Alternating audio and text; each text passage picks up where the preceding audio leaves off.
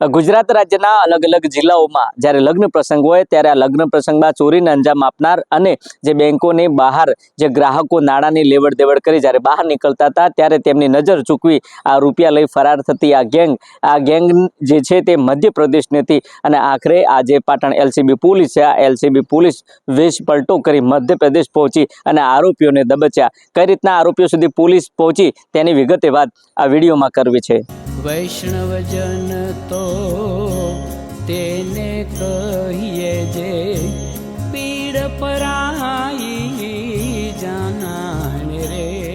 નમસ્કાર, હું છું દિનેશ ઠાકોર। નવજીવન ન્યૂઝમાં આપનું હાર્દિક સ્વાગત છે। વાત પાટણ વિસ્તારની છે। પાટણ જે વિસ્તાર છે આ વિસ્તારમાં અલગ અલગ જે વિસ્તાર હતા, આ વિસ્તારના જે પાર્ટી પ્લોટ હતા, આ પાર્ટી પ્લોટમાં જ્યારે લગ્નની સિઝન હોય છે ત્યારે આ જે કડિયા સાંસી જે ગેંગ હતી, આ ગેંગ ત્યાંથી દાગીનાની ચોરી કરતી હતી।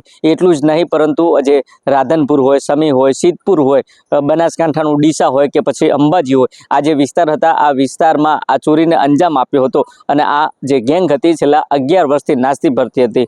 જોકે પાટણ એલસીબી પોલીસને અંગત બાતમી મળી હતી અને આ બાતમીના આધારે પાટણ એલસીબી જે પોલીસનો સ્ટાફ હતો, આ સ્ટાફ જે મધ્યપ્રદેશ હતું, આ મધ્યપ્રદેશના રાજગઢ જે કડિયા સાંસી ગામ હતું ત્યાં પહોંચ્યું હતું અને ત્યાં પહોંચ્યા બાદ આ સમગ્ર જે હકીકત હતી આ હકીકતથી વાકેફ થયા હતા અને વાકેફ થયા બાદ સ્થાનિક પોલીસની મદદ લીધી અને સ્થાનિક પોલીસની મદદ લઈ જે આરોપીઓ હતા આરોપીઓના ઘર સુધી પહોંચી અને આખરે એક આરોપીને 3 લાખના મુદ્દામાલ સાથે દબોચ્યો। એટલું જ નહીં પરંતુ એક અન્ય આરોપી હતો, આ આરોપીના ઘરેથી પણ 2 લાખ રૂપિયા મળ્યા। એટલે ટોટલ એલસીબી પોલીસ પોતાનો વેશ પલટો કરી મધ્યપ્રદેશના રાજગઢ ગામે અને આ રાજગઢ જે છે તેનું જે કડિયા સાંસી આ ગામ હતું, આ કડિયા સાંસી ગામમાં જે આ ચોરીની ગેંગ જે ટોળકી હતી આ ટોળકી ચોરીને અંજામ આપતી હતી અને છેલ્લા 11 વર્ષથી નાસ્તી ફરતી હતી અને આખરે પાટણ એલસીબી પોલીસ આરોપીઓ સુધી પહોંચી અને આરોપી સહિત 5 લાખનો મુદ્દામાલ કબજે કરી પાટણ લવાયા હતા। જો કે આ તમામ બાબતને લઈને પાટણ જિલ્લા પોલીસ વડા શું કહી રહ્યા છે તે પણ તમે સાંભળો।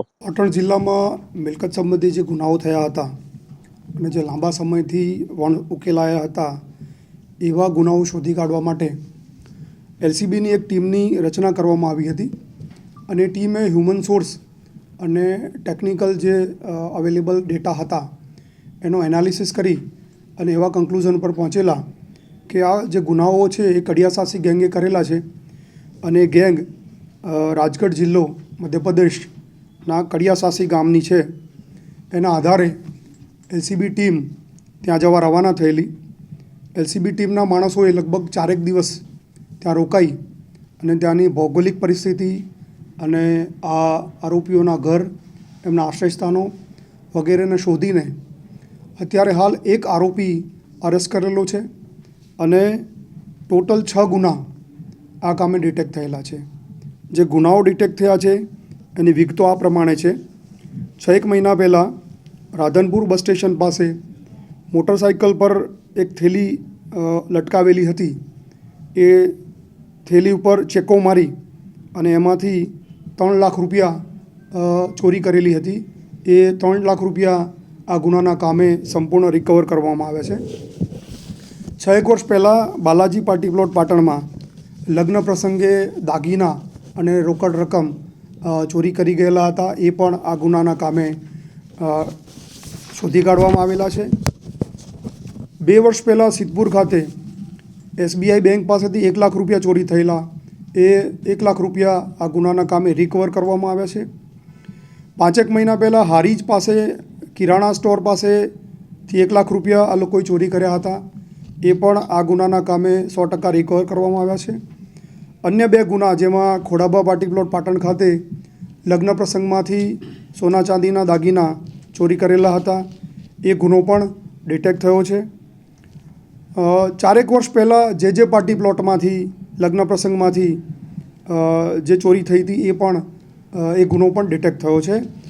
આ ગેંગની એવી એમો છે કે લગ્ન પ્રસંગે ત્યાં સારા કપડાં પહેરીને અંદર ઘૂસી જવાનું અને જે સોના ચાંદીના દાગીના દાન પેટે કે ભેટ પેટે આવ્યા છે એને ઉઠાવી જવાના અને બેંકની સામે ઊભા રહી અને કોઈ રોકડ રકમ લઈને જતું હોય તો એની પાસેથી કોઈપણ રીતે કોઈ યુક્તિ પ્રયુક્તિ કરીને ઉઠાવી લેવાની પ્રવૃત્તિ કરે છે।